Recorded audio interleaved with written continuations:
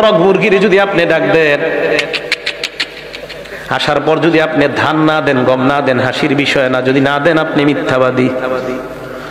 আবু দাউদ শরীফের 4991 নম্বর হাদিসের বর্ণনা, আব্দুল্লাহ ইবনে আমির রাদিয়াল্লাহু তাআলা আনহুর বর্ণনা, দাআতনি রাসূলুল্লাহ, দাআতনি উম্মি ওয়া রাসূলুল্লাহ ফি বাইতিনা।